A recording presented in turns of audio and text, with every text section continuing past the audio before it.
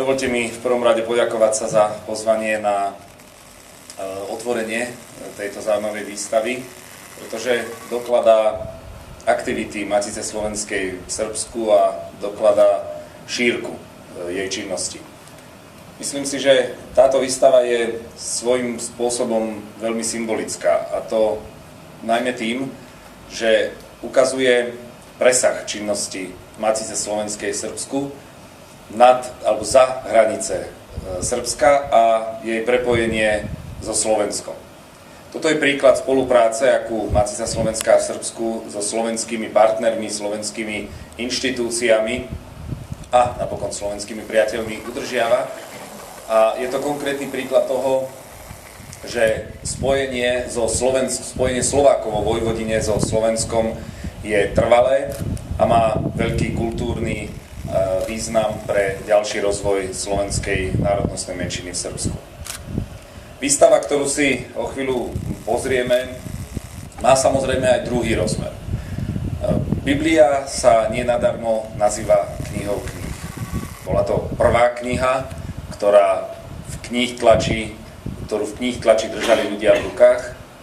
Bola to prvá kniha, ktorá prinášala tie najdôležitejšie posolstva, najdôležitejšie múdrosti života.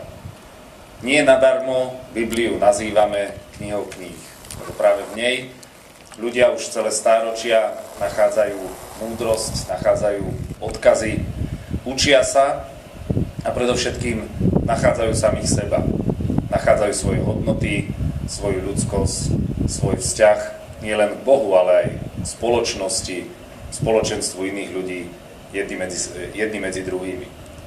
A práve preto verím, že aj táto výstava bude pre všetkých povzbudením. Povzbudením k tomu, aby naďalej budovali na tých hodnotách, ktoré kresťanské cirkvi ľuďom prinášajú, na ktorých kresťanstvo ako náboženstvo stojí.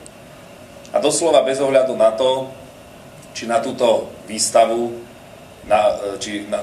výstavu zavítajú ľudia veriaci alebo ateisti, všetci môžu z Biblie ako z najvýznamnejšej knihy ľudstva čerpať hodnoty, tradície a vedomosti.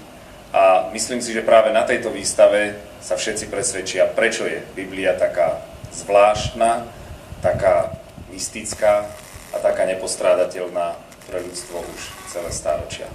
Takže, vážené dámy a páni, želám Matici slovenskej v Srbsku, aby naďalej sa jej darilo organizovať takéto zaujímavé podujatia, aby sa jej darilo udržiavať živú spoluprácu a živé kontakty so Slovenskom. Verím, že stále bude na Slovensku nachádzať veľa partnerov a veľa priateľov, ktorí radi podporia činnosť Matice slovenskej v Srbsku. A všetkým želám, aby, ak navštívia túto výstavu, aby z nej odchádzali o čosi bohatší, aby z nej odchádzali o čosi múdrejší, a samotným organizátorom želám, aby tých ľudí, ktorí sa prídu pozrieť, tu bolo čo najviac. Ďakujem.